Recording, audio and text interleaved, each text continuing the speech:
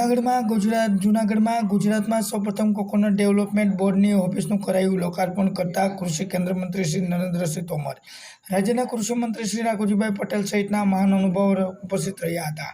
જ્યારે કૃષિ મંત્રી શ્રી નરેન્દ્રસિંહ તોમર દ્વારા વિશ્વના કોકોનટ દિવસના અવસરે જૂનાગઢમાં ગુજરાતની સૌપ્રથમ અને દેશની રાજ્ય કક્ષાની 6ઠ્ઠી કોકોનટ ડેવલપમેન્ટ બોર્ડની ઓફિસનું લોકાર્પણ કર્યું હતું।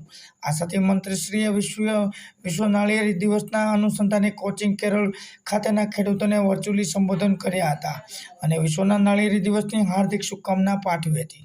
જ્યારે શહેરના સરદારબાગ ખાતે બહુમાળી ભવનમાં કાર્યરત થયેલી કોકોનટ ડેવલપમેન્ટ બોર્ડની કચેરીના શુભારંભ પ્રસંગે રાજ્યકક્ષાના કૃષિ મંત્રી રાઘુજીભાઈ પટેલ, રાજેશભાઈ ચુડાસમા, ધારાસભ્ય જવાહરભાઈ ચાવડા, મેયરશ્રી ગીતાબેન પરમાર, ડેપ્યુટી મેયર ગિરીશભાઈ કોટેચા, પુનિતભાઈ શર્મા, ભાજપના પ્રમુખ પુનિતભાઈ શર્મા, ઇન્ચાર્જ કલેક્ટર શ્રી મીરાજ પરીખ સહિતના પદાધિકારીઓ અને અધિકારીઓ આ પ્રસંગે ખાસ ઉપસ્થિત રહ્યા હતા।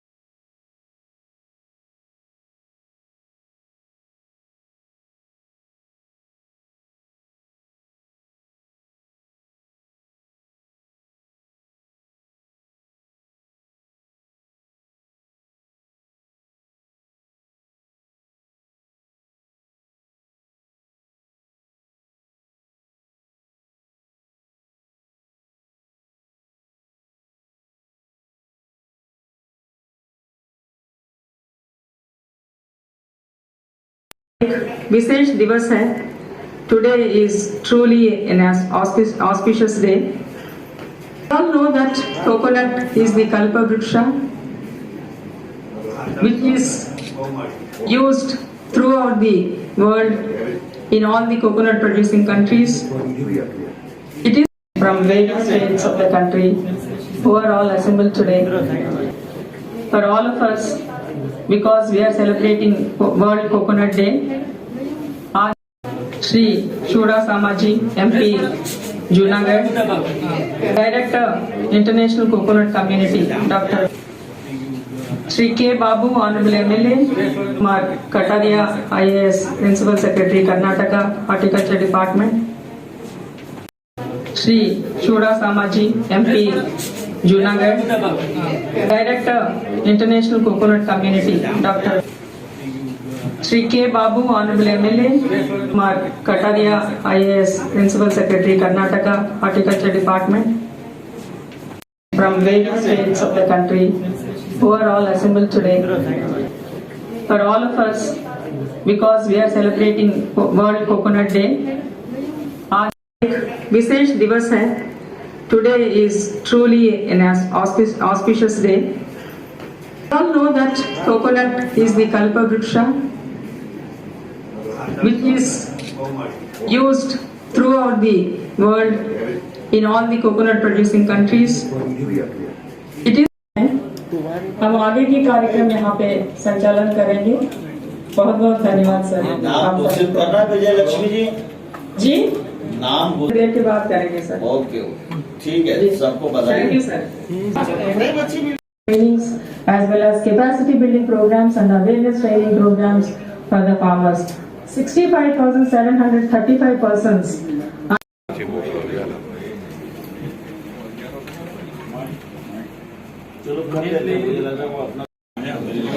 बहुत बहुत धन्यवाद.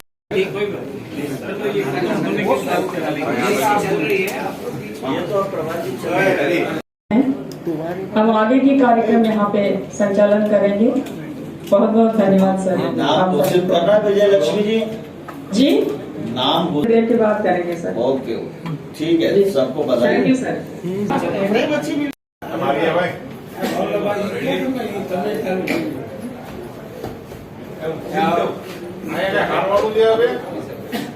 સાહેબ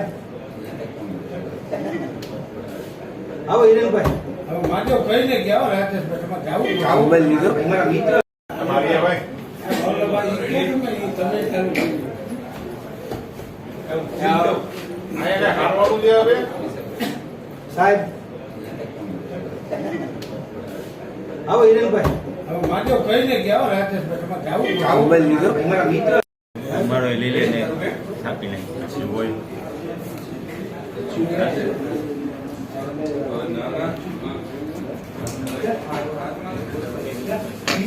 પોસ્ટર નહીં હોય.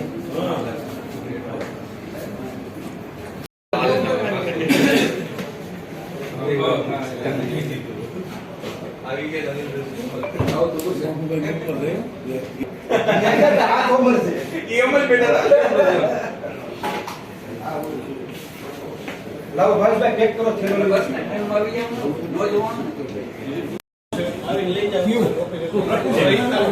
ઓય ભાઈ નથી તો કશી બોલા બદલ તમે મને ક્યાં કોયા મે મોબાઈલ કાઢ્યો ઈ સોગન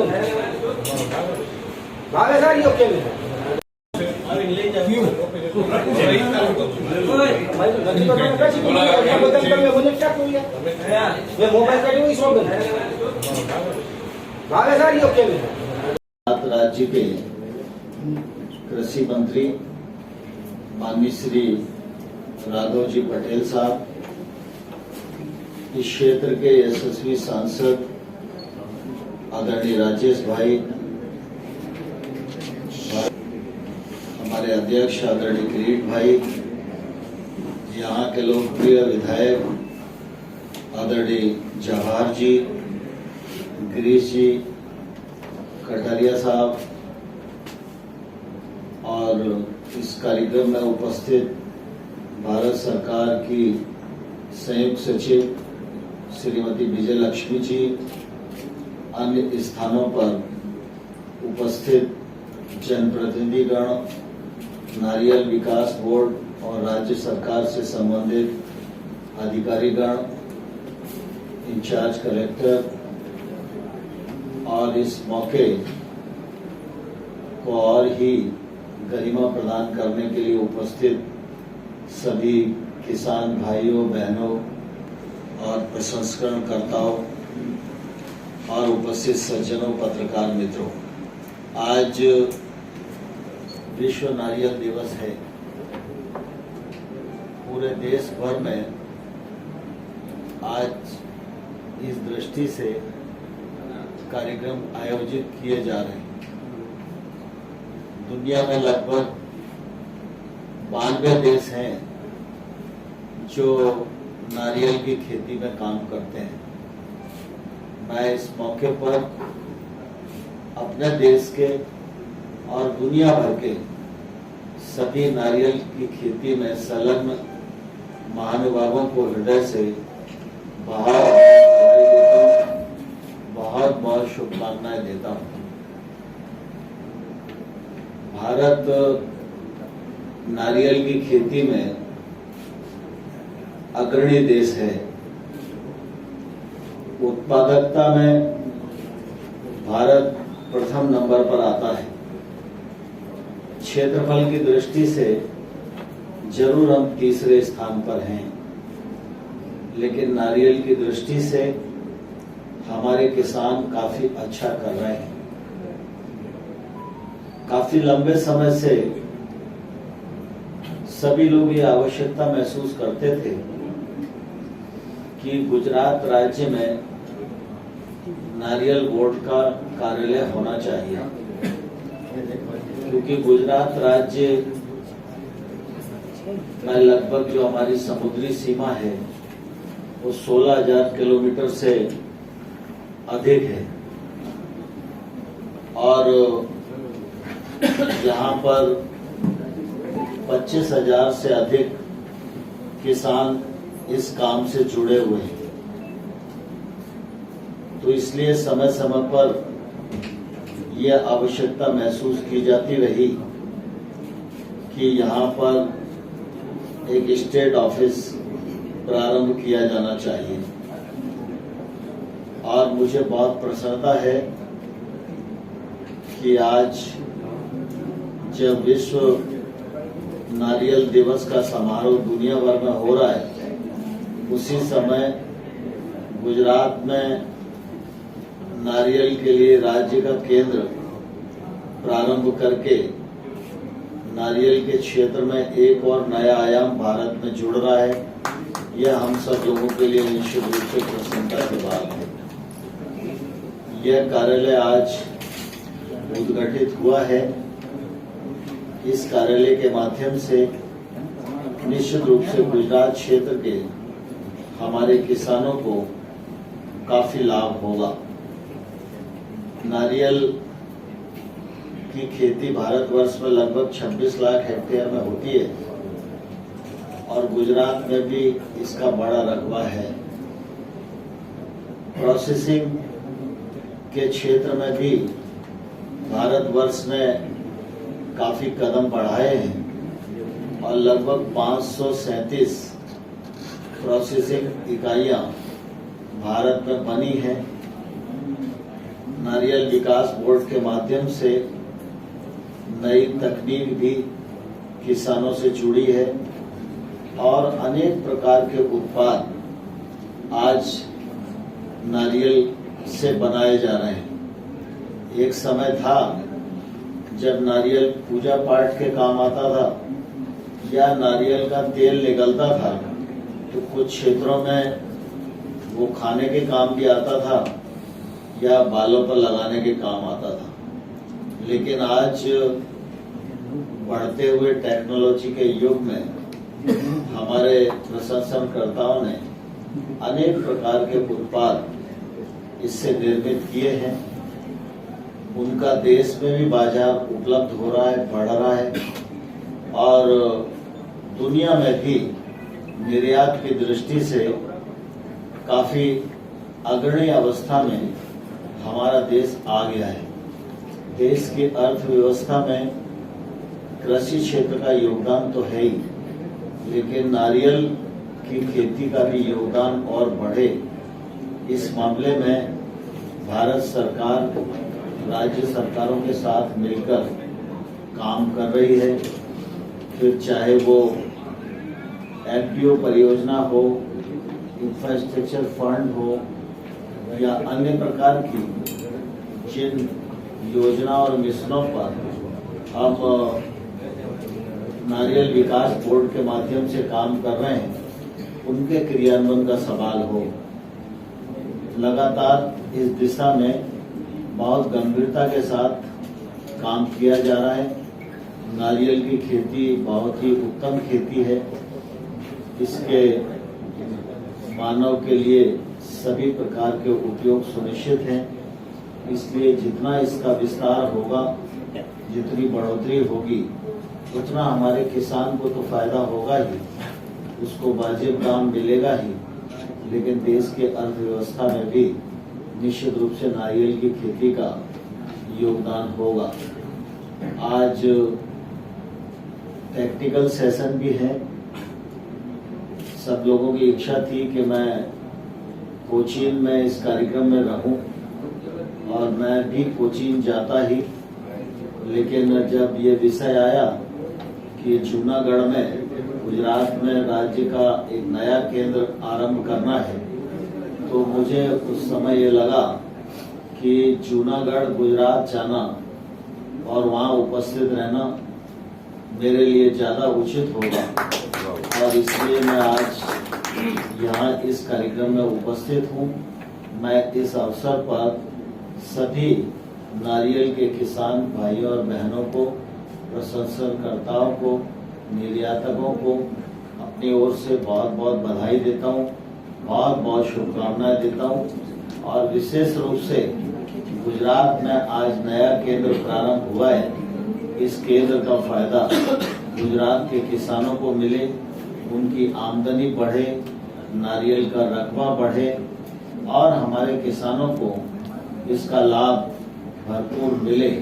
इसके लिए गुजरात के किसान भाइयों और बहनों को भी बहुत बधाई। मुझे प्रसन्नता है कि यहाँ गुजरात की सरकार भूपेंद्र पटेल जी के नेतृत्व में और हमारे राघव जी भाई पटेल के नेतृत्व में लगातार कृषि के क्षेत्र में बहुत ही गंभीरता से काम कर रही है। इस बार गुजरात में बारिश भी अच्छी हुई है। पिछले बार चना भी भरपूर मात्रा में खरीदा गया है। मुझे बताया गया किसान प्रसन्न हैं, और मुझे लगता है उनकी प्रसन्नता में नारियल विकास बोर्ड का ये राज्य केंद्र प्रारंभ होना एक नया आयाम है। मैं पुनः एक बार गुजरात के सभी नागरिक किसान भाइयों बहनों को अपनी ओर से बहुत बहुत बधाई देता हूँ, बहुत बहुत शुभकामनाएं देता हूँ। नारियल के किसानों को, प्रसंस्करणकर्ताओं को, निर्यातकों को निरंतर प्रोत्साहित करने के लिए बोर्ड के द्वारा कुछ अवार्ड तय किए जाते हैं, जिनको 2 वर्ष में दिया जाता है। आज विश्व नारियल दिवस है। आज ऐसे तमाम सारे अवार्डियों को पुरस्कार मिलने वाला है। मैं अपनी ओर से, भारत सरकार की ओर से, माननीय प्रधानमंत्री नरेंद्र मोदी जी की ओर से उन सब अवार्डियों को बहुत बहुत बधाई देता हूँ, बहुत बहुत शुभकामनाएं देता हूँ। धन्यवाद। आज विश्व नारियल दिवस है। मैं आज के दिन देश के और दुनिया भर के सभी नारियल उत्पादक किसानों को हृदय से बहुत बहुत बधाई देता हूँ, बहुत बहुत शुभकामनाएं देता हूँ। नारियल की खेती का हमारे देश में काफ़ी महत्व है और कृषि की अर्थव्यवस्था में बड़ा योगदान है। नारियल के क्षेत्र में उत्पादन में हम अग्रणी देश हैं और उत्पादकता में दुनिया में हम प्रथम हैं। उत्पादन और उत्पादकता और बढ़े, किसान को अपने उत्पादन का वाजिब दाम मिले, इसके लिए टेक्नोलॉजी का समर्थन एफपीओ के माध्यम से किसानों को संगठित करना, उनको पूंजीगत सहायता देना, समय समय पर प्लांटिंग मटेरियल अच्छी गुणवत्ता का उपलब्ध कराना और नारियल की खेती को बढ़ाना, यह नारियल विकास बोर्ड के कर्तव्यों के अंतर्गत आता है। यह बोर्ड कृषि एवं किसान कल्याण मंत्रालय भारत सरकार के अधीन है और वर्ष भर इसकी गतिविधियां चलती रहती हैं। मुझे इस बात की भी प्रसन्नता है, नारियल विकास बोर्ड के प्रयत्नों के परिणाम स्वरूप आज देश में नारियल के प्रसंस्करणकर्ताओं की भी संख्या बढ़ी है। लगभग 537 से अधिक इंडस्ट्री इस पर काम कर रही हैं। अनेक प्रकार के उत्पाद बनाए जा रहे हैं। उन उत्पादों का बाजार देश में भी उपलब्ध है, लेकिन बड़ी मात्रा में उनका निर्यात भी किया जा रहा है, जिससे रोजगार के अवसर भी सृजित हो रहे हैं, इंडस्ट्री भी बढ़ रही है और नारियल के किसानों को वाजिब दाम भी मिल पा रहे हैं। गुजरात देश का हमारा प्रमुख राज्य है। 16,000 किलोमीटर से अधिक लगभग समुद्री सीमा इस राज्य से लगती है और यहाँ पर भी नारियल की खेती का बड़ा रकबा है। हमारे मुख्यमंत्री जी, हमारे कृषि मंत्री राघव जी भाई, हमारे यहाँ के सांसद राजेश भाई, सभी लोग लगातार समय समय पर ये मांग करते रहे हैं कि गुजरात राज्य में नारियल विकास बोर्ड का सेंटर ये जूनागढ़ में प्रारंभ होना चाहिए। इन सब की मांग और किसानों की आवश्यकता को दृष्टिगत रखते हुए आज विश्व नारियल दिवस के अवसर पर गुजरात का स्टेट सेंटर ये जूनागढ़ में प्रारंभ किया गया है। इस सेंटर के बनने से किसान इसके संपर्क में आएंगे, विकास बोर्ड की जो टेक्नोलॉजी है वो उनके नज़दीक पहुंचेगी और हर प्रकार के प्रशिक्षण की सुविधा उनको मिलेगी और इससे गुजरात के किसानों का बहुत फ़ायदा होगा और गुजरात में नारियल की खेती का बहुत विस्तार होगा। इस नए आयाम के लिए मैं राघव जी भाई पटेल, हमारे सांसद राजेश जी, यहाँ के सभी विधायकगण, नागरिकगण, किसान भाइयों को बहुत बहुत बधाई देता हूँ, बहुत शुभकामनाएं देता हूँ। सर, आए दिन यहाँ पे भौगोलिक तो काफी, तो अभी जो पहले इनके लिए सामान्यतः देखिए, प्राकृतिक प्रकोप के सामने तो किसी की चलती नहीं है, लेकिन प्राकृतिक प्रकोप से निपट सकें और उसमें किसानों का अगर नुकसान होता है तो उसकी भरपाई की जा सके, इसके लिए एक मैकेनिज्म प्रक्रिया बनी हुई है। और ऐसी स्थिति में जब पेड़ बर्बाद हो जाते हैं तो नारियल विकास बोर्ड के माध्यम से हम पहले भी सहायता देते रहे और आने वाले कल में भी ऐसी प्राकृतिक आपदा आएगी तो केंद्र सरकार उनकी सहायता करेगी। सर, ये जो ऑफिस खुला है तो कितना एरिया अब सेंटर खुल गया है तो कुल मिला के सेंटर के नज़दीक गुजरात के किसान आ गए हैं। अब गुजरात स्पेसिफिक प्लान बन सकेगा, यहाँ के किसानों को प्रशिक्षण आसानी से दिया जा सकेगा। नारियल विकास बोर्ड जो समय समय पर अनुसंधान करता रहता है, उस तकनीक के नज़दीक गुजरात के किसान आएंगे तो यह केंद्र निश्चित रूप से नारियल के किसानों को प्रोत्साहित भी करेगा, उनकी क्षमता वृद्धि भी करेगा और वो इकोनॉमिक दृष्टि से और आगे बढ़ें और नारियल के क्षेत्रफल का और विस्तार हो, इस दृष्टि से इस केंद्र का बहुत उपयोग है। सर, एक बात और मैं समझता हूँ कि अब नारियल विकास बोर्ड के अफसर, जिला प्रशासन और हमारे राघव जी भाई पटेल, राजेश जी, ये सब लोग मिलकर तय करेंगे, जगह सोचेंगे कहाँ जहाँ उपयुक्त होगी वहाँ बनाएंगे। सर, किसानों को 2020-21 की बात समझता हूँ कि कुल मिला के जो ब्याज छूट स्कीम है उसका लाभ सारे देश के किसानों को मिलता है। कभी कभी ये हो सकता है कि अर्थव्यवस्था की दृष्टि से थोड़ा बहुत विलम्ब होता हो, लेकिन जो स्कीम है उस स्कीम के अनुरूप वो फायदा किसान को मिलता ही है।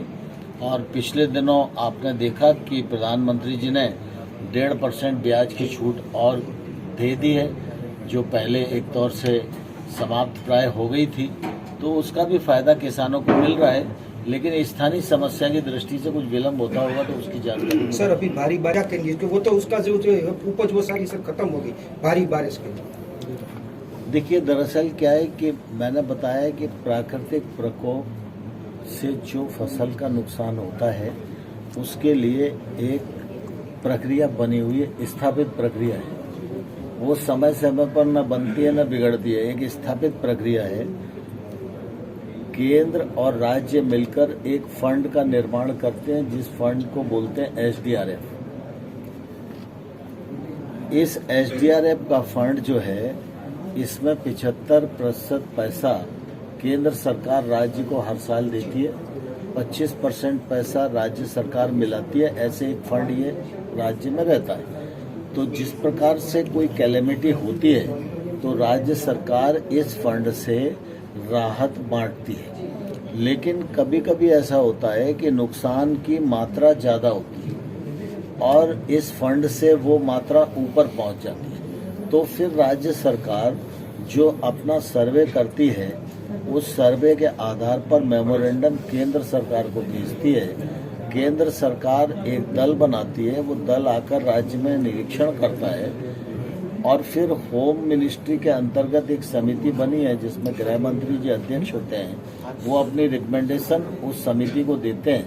फिर NDRF से वो समिति अतिरिक्त जो मदद तय होती है वो राज्य को भेजती है। तो इस मामले में भी प्रक्रिया चली रही होगी और मुझे लगता है राज्य सरकार सर्वे का काम कर ही रही होगी।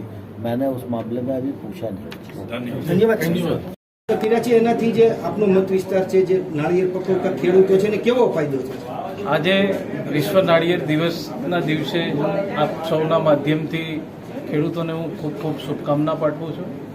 ઘણા વર્ષોથી આ વિસ્તારની માંગ હતી અને ખાસ કરીને ગુજરાતમાં નાળિયેર વિકાસ બોર્ડની ઓફિસ ખુલે એવી ખેડૂતોની પણ માંગ હતી. ત્યારે ઘણા વર્ષો પછી આ માંગ પૂરી થઈ છે. ત્યારે દેશના પ્રધાનમંત્રી આદરણીય નરેન્દ્રભાઈ મોદી અને આપણા કૃષિ મંત્રી નરેન્દ્રસિંહ તોમર સાહેબનો હું ખૂબ ખૂબ આભાર માનું છું. અવારનવાર આ બાબતે આદરણીય મોહનભાઈ કુંડારીયા જ્યારે કૃષિ મંત્રી હતા ત્યારે અમે પ્રયત્ન કર્યો ને એમણે સૈદ્ધાંતિક મંજૂરી આપી. પણ ત્યારબાદ જે નર્સરી ફાર્મિંગ બનાવવું એની જમીનનો પ્રશ્ન એ ઘણા સમયથી અટવાયેલો હતો.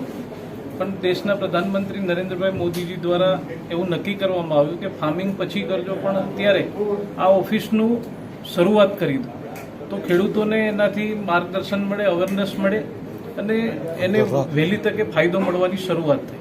આવનારા સમયમાં જે નર્સરી ફાર્મિંગ છે એ પણ આ વિસ્તારમાં થાય અને થવાનું જ છે. પણ ખાસ કરીને ફાર્મિંગને કારણે જે ખેડૂતોને અવેરનેસ, આપણે સૌ જાણીએ છીએ કે તોકતે વાવાઝોડામાં જે ખેડૂતોને નુકસાન થયું હતું એમાં પણ કોકોનટ ડેવલપમેન્ટ બોર્ડ દ્વારા આ વિસ્તારના ખેડૂતોને નાળિયેરીના પેડ આપી અને સહાય કરવામાં આવી હતી. સાથે સાથે નાળિયેરના ઉત્પાદનમાંથી અનેક પ્રકારની વિવિધ જીવન જરૂરિયાત ચીજ વસ્તુઓ પણ બને છે. તો આવનારા સમયમાં આ ભગવાન જે જણાવીએ એ આ વિસ્તારના વિકાસને પણ ફળ આપશે એવું સાબિત થશે. ધન્યવાદ સર.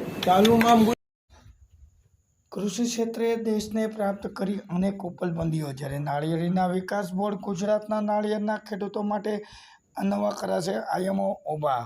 જ્યારે ગુજરાતના નાળિયેરના વાવેતર માટે ઉત્પાદનને વેગ મળશે. નાળિયેરી આધારિત ઉદ્યોગોને વિકાસ થશે. કેન્દ્રીય કૃષિ મંત્રી નરેન્દ્રસિંહ તોમર. વિશ્વના કોકોનટ ડેના કેન્દ્રીય કૃષિ મંત્રી નરેન્દ્રસિંહ તોમર દ્વારા જૂનાગઢ ખાતે રાજ્ય કક્ષાના કોકોનટ ડેવલપમેન્ટ બોર્ડ ઓફિસનું લોકાર્પણ કર્યું હતું. જ્યારે ખેડૂતોએ નાળિયેરી ક્ષેત્રમાં ઉપલબ્ધ સંભાવના ભરપૂર ફાયદો લેવો જોઈએ. કેસર કેરી બાદ સુરતમાં નાળિયેરી ક્ષેત્રે પણ બનશે અગ્રેસર. કૃષિ મંત્રી રાઘુજીભાઈ પટેલે જણાવ્યું કે કેન્દ્ર સરકાર દ્વારા નાળિયેરી વિકાસ બોર્ડની કચેરી અપાતા ગુજરાતમાં નાળિયેરી પકવતા ખેડૂતો વતી વડાપ્રધાન શ્રી નરેન્દ્રભાઈ મોદી અને મુખ્યમંત્રી ભૂપેન્દ્રભાઈ પટેલનો આભાર માનતા કૃષિ મંત્રી સાંસદશ્રીએ જણાવ્યું કે સાંસદ ધારાસભ્યની પ્રેરક વિશેષ ઉપસ્થિતિમાં કૃષિ કેન્દ્રીય મંત્રીશ્રીએ જૂનાગઢ ખાતે કોચિંગ કેરળના ખેડૂતોએ કર્યું સંબોધન. ગીર પંથકના નાળિયેરી વાવેતરના વિસ્તારમાં વધશે ત્યારે જૂનાગઢ ખાતે 2 ઓગસ્ટ વિશ્વ કોકોનટ ડેના કેન્દ્રીય કૃષિ મંત્રી નરેન્દ્રસિંહભાઈ તોમર દ્વારા રાજ્યકક્ષાની 6ઠી કોકોનટ ડેવલપમેન્ટ બોર્ડ ઓફિસનું લોકાર્પણ કરતા ખાતે જૂનાગઢ ખાતે કર્યું હતું. જ્યારે કેન્દ્રીય કૃષિ મંત્રી નાળિયેરી દિવસ પર કોચિંગ કેરળ ખાતે ખેડૂતોને સંબોધન કર્યું હતું. આ પ્રસંગે કૃષિ મંત્રી નરેન્દ્રસિંહ તોમરે કહ્યું હતું કે કૃષિ ક્ષેત્રે દેશ પ્રાપ્ત કરી અને અનેક ઉપલબ્ધિઓ પ્રાપ્ત કરી છે. ત્યારે ગુજરાતમાં નાળિયેરી પાકનો વાવેતર વિસ્તાર વધે તે માટે કેન્દ્ર સરકારના કૃષિ વિભાગ દ્વારા કોકોનટ ડેવલપમેન્ટ બોર્ડની રચના કરવામાં આવી છે. આ બોર્ડ દ્વારા દરિયાઈ વિસ્તારમાં વધુમાં વધુ નાળિયેરી ઉત્પાદન થાય અને નાળિયેરના પાકને વાવેતર થાય અને નાળિયેરના પાકને માટેની વિવિધ સરકારી યોજના લાભ ખેડૂતોને મળે તે માટે કામ કરી રહ્યું છે. પૂરા દેશમાં ગુજરાતમાં સૌથી વધુ મોટો 1600 કિમીનો દરિયો કિનારો હોય ને ભારત સરકાર દ્વારા સમગ્ર ગુજરાતમાં સૌપ્રથમ જૂનાગઢ ખાતે કોકોનટ ડેવલપમેન્ટ બોર્ડની કચેરી કાર્યરત કરવાનો નિર્ણય કરાયો છે. જ્યારે ગુજરાતના દરિયા કિનારાના વિસ્તારમાં નાળિયેરનો પાક વધશે ને તેમજ ખેડૂતોને તેનો સીધો ફાયદો થાય છે. જ્યારે બોર્ડ દ્વારા નાળિયેરીના ખેડૂતોને સહાય આપવા સહિતની અનેક યોજનાઓ લાભ અહીંના ખેડૂતોને મળશે. બોર્ડ દ્વારા વધુમાં વધુ ખેડૂતો સુધી પહોંચી શકાય અને નાળિયેર વિકાસ બોર્ડે ખેડૂતો માટે વરદાન સાબિત થશે. નાળિયેરના ઉત્પાદન સમગ્ર દેશમાં વિશ્વમાં પ્રથમ સ્થાને રહેશે. આ અંગે માહિતી આપતા જણાવ્યું હતું કે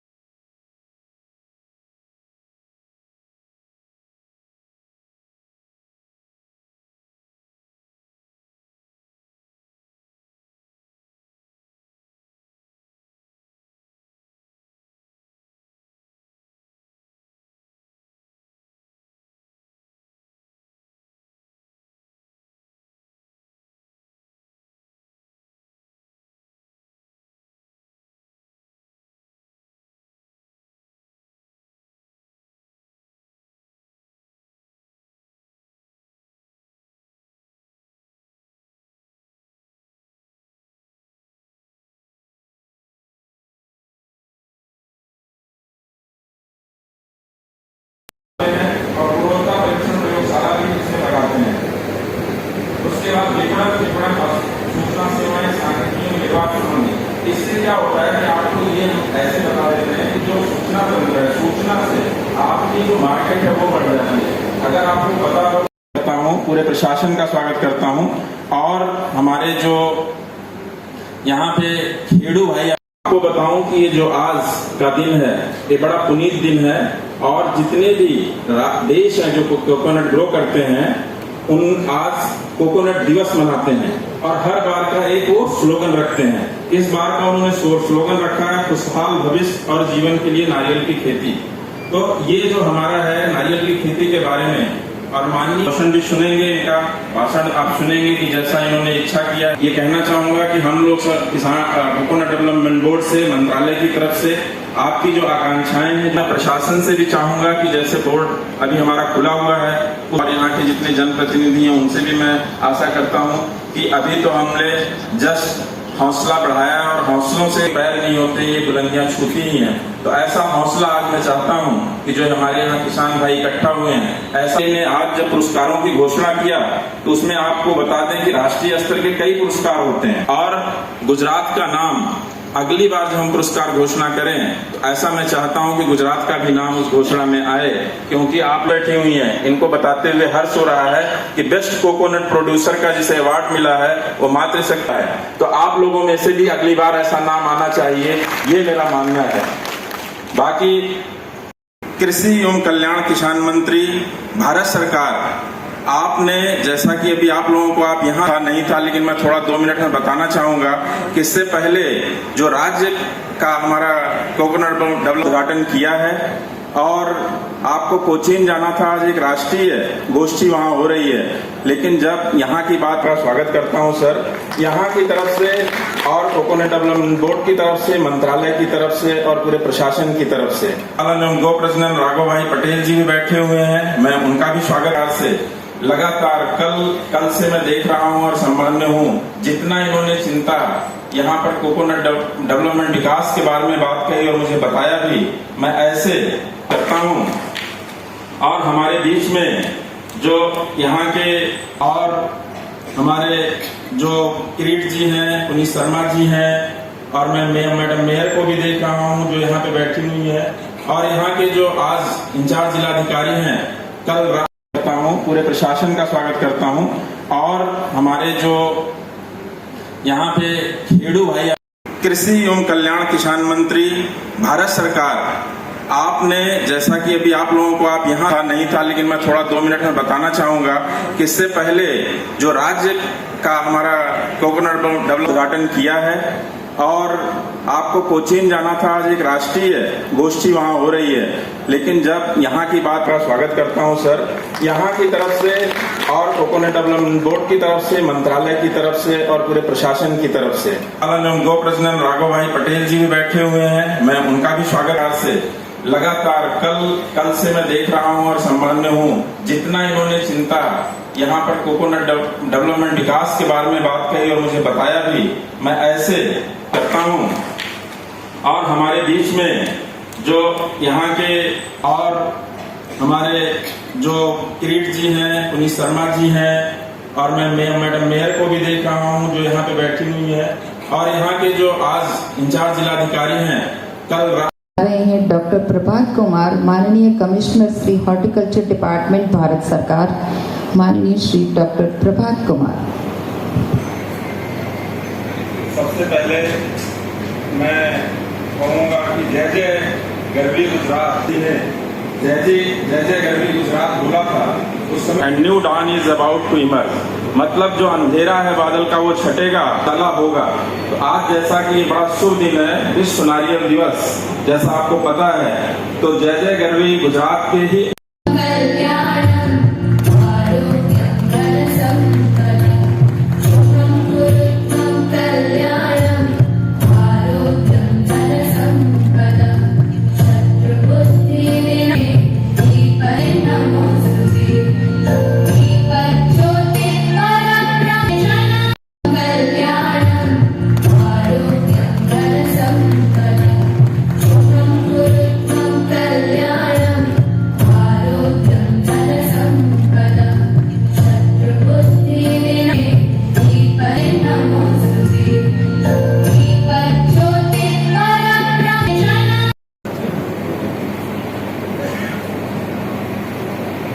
भारतीय संस्कृति की परंपरा के मुताबिक हम महानुभावों को विनती है कि दीप प्रागट्य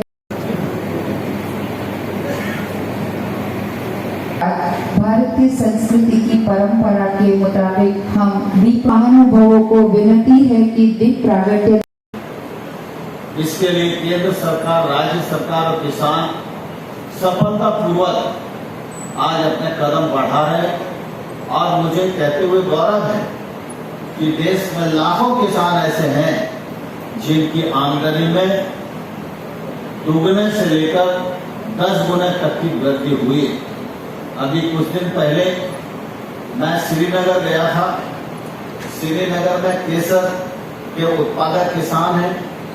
वहां पर भारत सरकार ने एक केसर पार्क का निर्माण किया है, जहां केसर के किसान आकर अपनी फसल को प्रोसेस कर सकते हैं, पैकेजिंग कर सकते हैं और उसका वैल्यू एडिशन कर सकते हैं।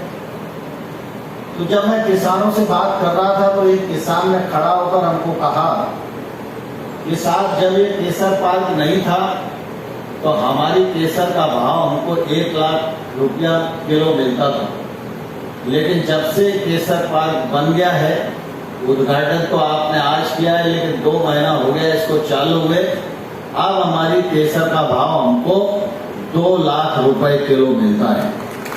ICAR में तय किया था कि देश भर में इस दौरान जो लाखों किसानों की आमदनी बढ़ी है उनको लिपिबद्ध किया जाए। तो ऐसे देश भर में 75,000 किसानों का डॉक्यूमेंटेशन किया है जो ऑनलाइन है, जिन किसानों ने स्वयं कहा है और बताया है कैसे उनकी आमदनी बढ़ी है। लेकिन साथ ही साथ प्रधानमंत्री जी ने सिर्फ कहा ही नहीं, प्रधानमंत्री जी ने किसान की आय बढ़ाने की दृष्टि से आय सहायता के रूप में पीएम किसान सम्मान निधि योजना की घोषणा की। 11,000 करोड़ रुपए से अधिक उनके खाते में जमा किए गए। देश भर में 11.5 करोड़ किसान हैं जिनको 2 लाख करोड़ रुपए से अधिक उनके खाते में जमा करने का काम किया गया। पहले MSP सरकार की मर्जी पर निर्भर करती थी, 2 रुपया 5 रुपया हर साल बढ़ा करते थे। लेकिन प्रधानमंत्री जी ने 2006 में मनमोहन सिंह की सरकार के समय स्वामीनाथन साहब ने जो रिकमेंडेशन की थी कि MSP किसान की लागत पर 50% मुनाफा जोड़कर घोषित की जानी चाहिए, तो MSP को 1.5 गुना करने का काम किया, खरीद को बढ़ाने का वॉल्यूम तय किया और साथ ही साथ पहले गेहूं और धान की खरीद तो की जाती थी, लेकिन दलहन और तिलहन की खरीद करना यह नरेंद्र मोदी जी की सरकार ने प्रारंभ किया। खेती के क्षेत्र में जो निवेश की संभावनाओं के द्वार बंद थे वो द्वार खुल सके, गांव तक इंफ्रास्ट्रक्चर बन सके, कृषि उपज मंडी, पैक्स, FPO ये सब मिलकर ग्रामीण क्षेत्र में इंफ्रास्ट्रक्चर बना सके। इसके लिए कृषि के क्षेत्र में 1 लाख करोड़ रुपए का इंफ्रास्ट्रक्चर फंड का प्रावधान किया। एनिमल हस्बेंड्री के लिए 15,000 करोड़ रुपए का प्रावधान किया। फिशरीज के लिए 20,000 करोड़ रुपए का प्रावधान किया। हर्बल खेती के लिए 4,000 करोड़ रुपए का प्रावधान किया। मधुमक्खी पालन के लिए 500 करोड़ रुपए का प्रावधान किया। छोटी प्रोसेसिंग यूनिट के लिए 10,000 करोड़ रुपए का प्रावधान किया। कुल मिला के कृषि और कृषि से संबद्ध क्षेत्र में 1.5 लाख करोड़ रुपए का निवेश आए। यह प्रधानमंत्री नरेंद्र मोदी जी के बहुआयामी सोच का ही परिणाम है। देश में गया यह काम भी सफलतापूर्वक आज बढ़ रहा है। नरेंद्र मोदी जी का प्रयत्न है कि राज्य सरकारों के माध्यम से लगातार वो कृषि के क्षेत्र को बढ़ावा दें, कृषि उन्नत कृषि के रूप में बदले और गांव गरीब किसान इनकी ताकत बढ़े। मुझे प्रसन्नता है कि गुजरात सरकार भूपेंद्र पटेल जी के नेतृत्व में सफलतापूर्वक काम कर रही है। केंद्र की योजना हो या राज्य सरकार की जो योजनाएं हैं उनका क्रियान्वयन बेहतर ढंग से गुजरात की जनता के बीच में हो, जिससे गुजरात की जनता और सशक्त हो और आने वाले कल में लोकतांत्रिक मूल्यों को मजबूत करने में और देश की अर्थव्यवस्था को बढ़ाने में और योगदान कर सके। इस दृष्टि से भूपेंद्र पटेल साहब की सरकार का भी निश्चित रूप से जो सदप्रयत्न है, मैं उनका भी इस मौके पर अभिनंदन करना चाहता हूँ। राघव जी पटेल हमारे कृषि मंत्री जी हैं, लगातार मेरे संपर्क में रहते हैं और हम लोग प्रयास करते रहते हैं कि कृषि के क्षेत्र में भी नया आयाम गुजरात से जुड़ सके। इस पर भी सफलतापूर्वक आज काम कर रहा है। मैं पुनः इस मौके पर विश्व नारियल दिवस के अवसर पर आप सबको बहुत बहुत शुभेच्छा देता हूँ, बहुत बहुत बधाई देता हूँ और जो आज स्टेट सेंटर खुला है उसका लाभ गुजरात के आम किसान उठाएं, ऐसा मैं आप सबसे आग्रह करता हूँ। बहुत बहुत धन्यवाद। જૂનાગઢ શહેરમાં ચોમાસાની હાલની સિઝન છે તે પૂર્ણ થવાના તૈયારીમાં છે, ત્યારે ભારત દ્વારા 14થી ગણપતિ બાપાનું આગમન થતાની સાથે જૂનાગઢમાં આજે ગણપતિ મહોત્સવના સતત ત્રીજા દિવસે મેઘરાજાએ મેઘમહેર કરી હતી ને જૂનાગઢમાં ઠંડકનું વાતાવરણ જોવા મળ્યું હતું। જ્યારે જૂનાગઢમાં સાંજના સવારે જ ધોધમાર વરસાદ થતાં વીજળીના ગળગળા થતાં ધોધમાર વરસાદ થયો હતો। જૂનાગઢ શહેરમાં વિવિધ વિસ્તારમાં પાણી ફરી વળ્યા હતા। જ્યારે આ ધોધમાર વરસાદ થતાં ગણપતિ બાપાના મહોત્સવમાં ભાવિકો પણ ગણપતિ બાપા મોર્યના નાદ સાથે નાથ ગુંજી ઉઠ્યો હતો। ત્યારે ભાવિક ભક્તોએ પણ જણાવ્યું હતું કે ગણપતિ બાપા આવ્યા, રીતિ સિદ્ધિ લાવ્યા અને ધોધમાર વરસાદનું આગમન થયું હતું। જ્યારે જૂનાગઢમાં ધોધમાર વરસાદનું આજે આગમન થતાં જૂનાગઢમાં વરસાદીય માહોલ જામ્યો હતો।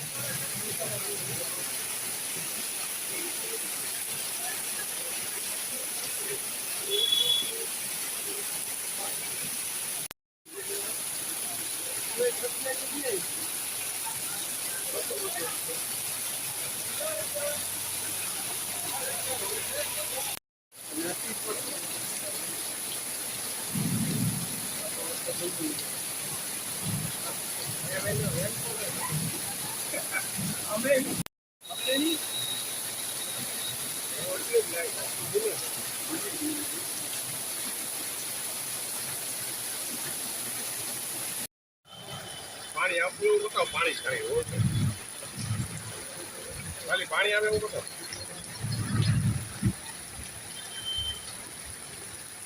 હા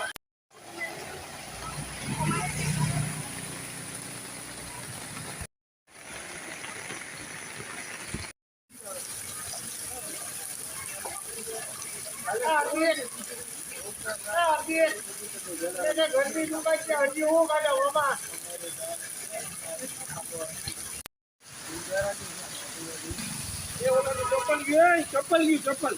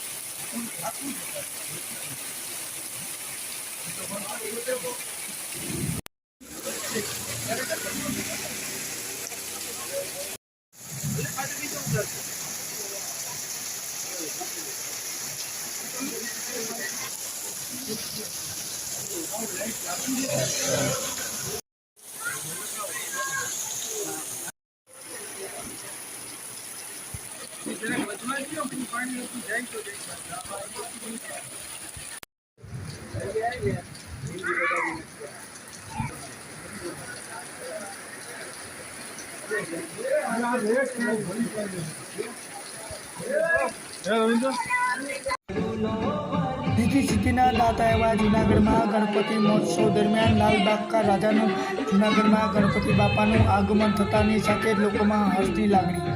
જ્યારે જૂનાગઢ શહેરના ગિરનાર દરોડા ખાતે આવેલા ભોલે ભોલે ગુરુદ્વારા છેલ્લા 6 વર્ષથી છગન મામાની જૂનાગઢ ખાતે આવેલું શિવ મંદિર પાસે ગણપતિ મહોત્સવનું ભવ્યથી ભવ્ય આયોજન કરવામાં આવ્યું હતું। ત્યારે આજે 7મા વર્ષમાં ગણપતિ મહોત્સવનું આયોજન કરવામાં આવ્યું હતું। જ્યારે લાલબાગ કા રાજા જેવા ગણપતિ બાપાનું સ્વરૂપ જોવા મળ્યું હતું। જ્યારે આ આયોજન દરમિયાન ગત વર્ષની પરંપરાગત રીતે પણ આ વખતે ગણપતિ મહોત્સવનું આયોજન યોજાયું હતું।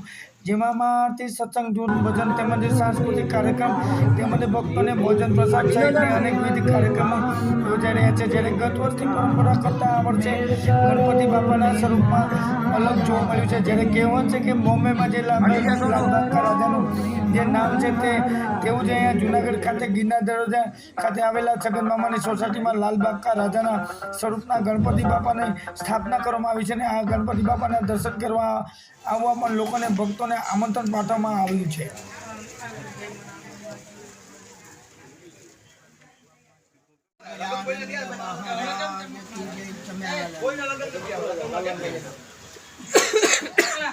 હવે જો અહીંથી જો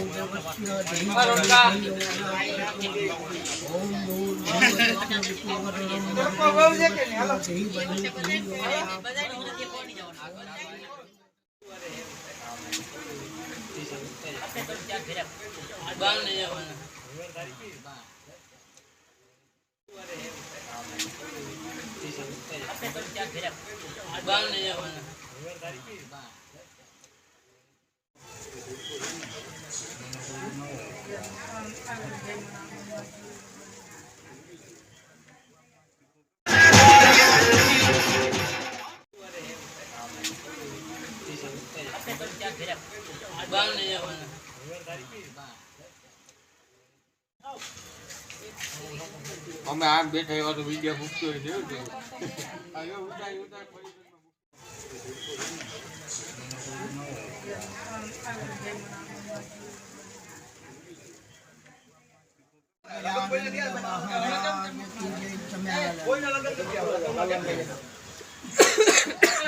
હવે જો અહીંથી જો લાઈટિંગ પછી જો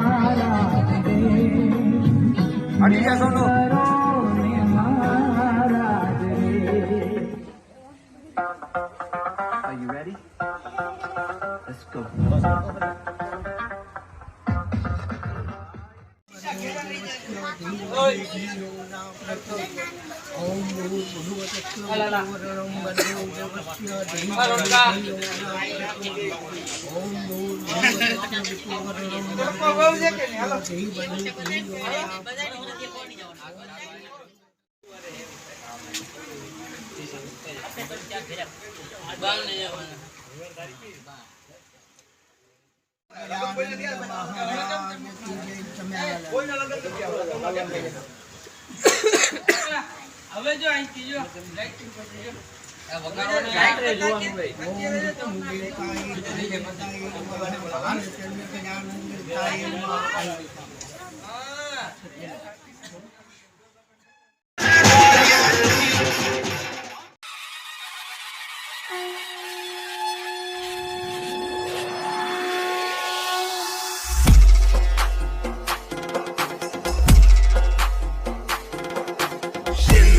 चढ़ायो अच्छा गजमुख को गोंदिल लाल विराजे सुत गौरी हर को हाथ लिए गुड़ लड्डू साई सुरवर को महिमा कहे न जाए लागत हूँ पद को जय देव जय देव जय जय जी गणराज विद्या दाता कन्या गुहानु दर्शन में राम का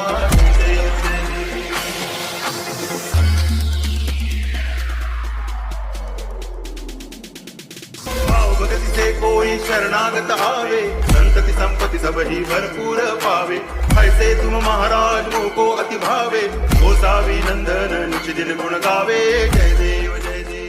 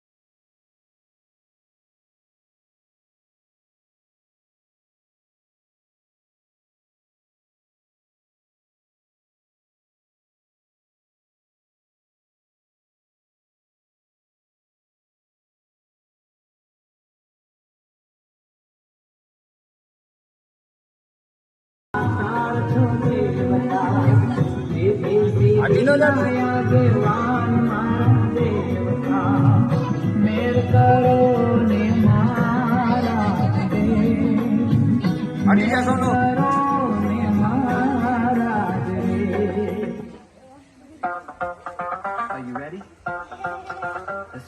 सिंदूर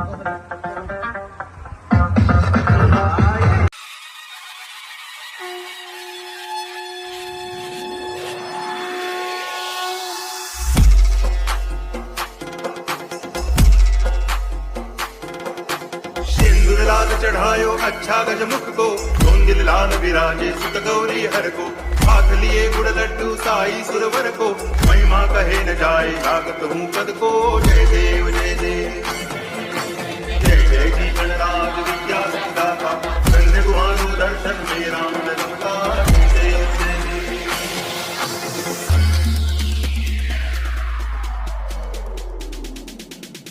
भाव भगति से कोई शरणागत आवे संतति संपत्ति सब ही भरपूर पावे ऐसे तुम महाराज को अति भावे गोसावी नंदन निज दिन गुण गावे जय देव जय देव।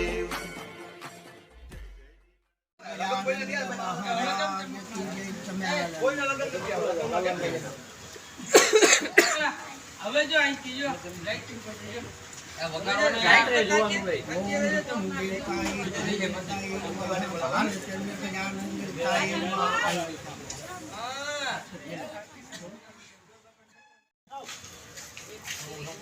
અમે આમ બેઠા એવા તો વિડીયો મૂકતો હું ભાવેશ જેઠવા ભોલે ભોલે ગ્રુપ જુનાગઢ. આપણે ગિરનાર દરવાજાની અંદર છગન મામાની સોસાયટી જ્યાં શંકર ભગવાનનું મંદિર બિરાજે છે તેમની સામે આપણે 7 વર્ષથી આ 7મું વર્ષ ચાલુ છે જે ગણપતિ બાપાની મૂર્તિ આપણે પ્રાણ પ્રતિષ્ઠા કરીએ છીએ અને કોરોના કાળની અંદર પણ આપણે ગણપતિની ઘરે પણ પૂજા કરતા હતા. પણ આ વખતે જે કોરોના કાળ છે તેમાં જે ગણપતિ બાપાની મહેર થઈ છે અને આપણે બહાર બધા લોકો ફરી શકીએ છીએ એના માટે આપણે અત્યારે 12 ગણપતિ બેહાડ્યા છે અને આની અંદર લખનભાઈ, મેરુભાઈ ચાવડા તેમજ ભોલે ભોલે ગ્રુપનો બહુ જ ફાળો રહ્યો છે અને સહકાર પણ મળે છે. જૂનાગઢના આંબેડકર નગર પાસે સર્જાયો અકસ્માત. રખડતા ઢોરે બાઇક સવારને લીધો અડફેટે. બાઇક સવાર ઉપર બસ પરિવર્તન ગંભીર ઇજા. બાઇક સવાર ઇજાગ્રસ્ત બનતા મિલકતોના ઉપર ઘટના બની. બાઇક સવારને વ્યક્તિને સારવાર અર્થે ગંભીર હાલતે જૂનાગઢની ખાનગી હોસ્પિટલમાં ખસેડાયો. રખડતા ઢોર વધુ એક અકસ્માત સર્જ્યો હતો. સૂતેલું તંત્ર હવે ક્યારે જાગશે તેવા વેધક સવાલો પણ તંત્રની સામે ઉઠવા પામ્યા છે. જ્યારે મહાનગરપાલિકાના પદાધિકારી અને અધિકારીઓ સામે અનેક વેધક સવાલો ઉઠવા પામ્યા.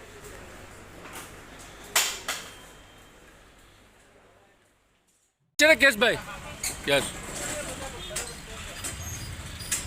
સાઈડ પર દાદા એ દાદા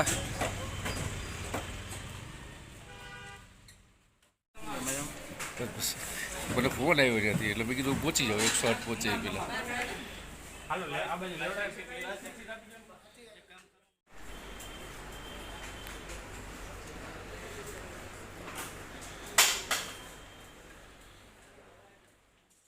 કેશભાઈ યસ સાઈડ પર દાદા એ દાદા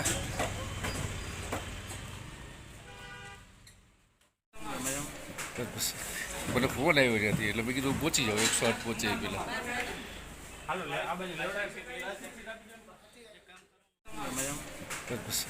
મને ફોન આવ્યો ત્યાંથી એટલે મેં કીધું પહોંચી જાઓ 108 પહોંચે પેલા